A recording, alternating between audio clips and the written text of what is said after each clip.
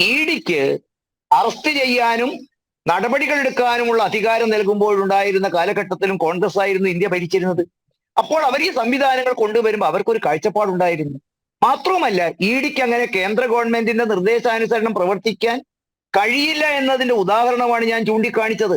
Arrest പാടില്ല എന്ന് sessions കോടതി പറഞ്ഞപ്പോൾ അതിന് വിളങ്ങിക്കൊണ്ടാണ് ഇഡി പ്രവർത്തിച്ചത്.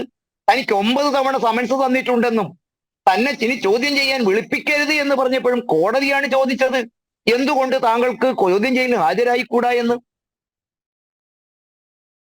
വീണ്ടും നമ്മൾ കേൾക്കുന്നു, ഹാജരായാൽ അറസ്റ്റ് ചെയ്യരുത് എന്ന് ആവശ്യപ്പെട്ടുകൊണ്ട് അദ്ദേഹം മുന്നോട്ട് പോയപ്പോൾ കോടതി തന്നെയാണ് പറയുന്നത് അങ്ങനെ ഒരു ഉത്തരവ് നൽകാനൊന്നും ഈ കോടതിക്ക് സാധിക്കില്ലെന്ന് പറയുന്നത്.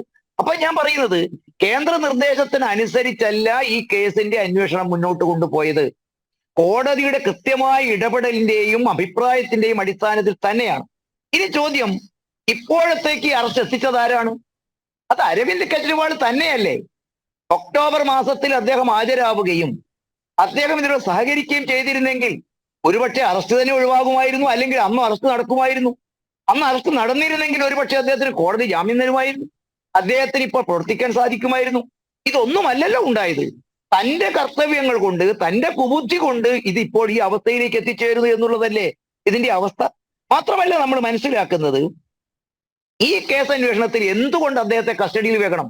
ഞാൻ സേനാപതി വേണുവിനോട് പറയുന്നു, ഇതിനകത്ത് ഇദ്ദേഹത്തോടൊപ്പം പ്രവർത്തിച്ച കൂട്ടുപ്രതി അഥവാ ഒരുമിച്ച് കൊള്ള ചെയ്ത പങ്കാളി കവിതയും മറ്റു പലരും കൊടുത്ത മൊഴികളുടെ സത്യസന്ധത പരിശോധിക്കേണ്ടതുണ്ട്. ഇരു കൂട്ടരെയും ഒരുമിച്ച് ചില കാര്യങ്ങൾ പരിശോധിക്കേണ്ടതുണ്ട്. ഞാൻ മനസ്സിലാക്കിയിടത്തോളം അഭിഷേക് സിംഗ്വിയോട് ഉൾപ്പെടെയുള്ള കോടതിയിൽ ഇന്ന് വ്യക്തമാക്കിയ വസ്തുത അതാണ്. മറ്റൊന്ന്, കോടിക്കണക്കിന് രൂപ കട്ടുകൾ കൊള്ള ചെയ്യപ്പെട്ടിട്ടുണ്ട്. ഇതിനകത്ത് നിയമവിരുദ്ധമായി ഒരുപാട് സമ്പാദ്യം നടന്നിട്ടുണ്ട്. സേനാപതി വേണു ഇതിന്റെ സോഴ്സസ് കണ്ടെത്തുക, ഇത് എവിടെയാണ് ഒളിപ്പിച്ചിരിക്കുന്നത് എന്ന് വീണ്ടെടുക്കേണ്ടതില്ലേ? അതിനിയും കാലതാമസം ഉണ്ടാകുമ്പോൾ മുഖ്യമന്ത്രിയുടെ പദവിയിലിരിക്കുന്ന ഒരാൾക്ക് ഇത് തടസ്സപ്പെടുത്താൻ കഴിയില്ലേ? അതുകൊണ്ടൊക്കെയല്ലേ ഇദ്ദേഹത്തിനുള്ള അറസ്റ്റും ഇദ്ദേഹത്തിന്റെ ഇത് അനിവാര്യമാകുന്നത്. ഇതിന് തെരഞ്ഞെടുപ്പുമായിട്ട് എന്താണ് ബന്ധമുള്ളത്? മാത്രമല്ല, ഇപ്പൊ പലരും ചോദിക്കുന്ന ചോദ്യം, ഇത് BJPയുമായിട്ടുള്ള ബന്ധം എന്താണ്? ഞാൻ ഒരു കാര്യം ഉറക്കെ പറയും, ഇത് കേവലം ഇദ്ദേഹത്തെ കുറിച്ചുണ്ടായിരിക്കുന്നത് ഒരു ആവലാതിയല്ല.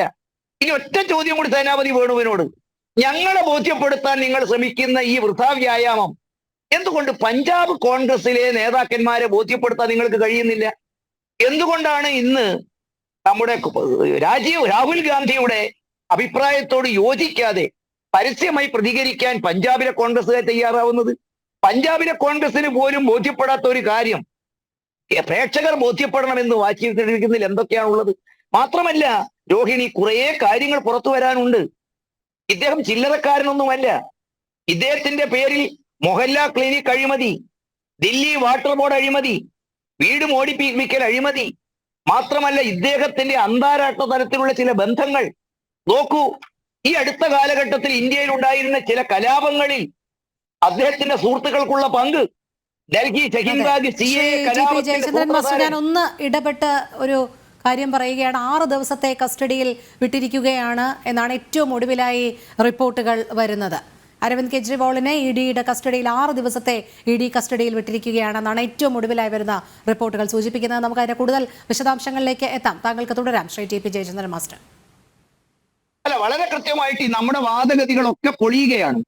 കാരണം കോടതിക്ക് വളരെ കൃത്യമായി ബോധ്യപ്പെട്ടിരിക്കുന്നു, ഇതിൽ രാഷ്ട്രീയമില്ല, ഇതിനകത്ത് നിയമവും തെളിവുകളും വസ്തുതകളും മാത്രമേ ഉള്ളൂ.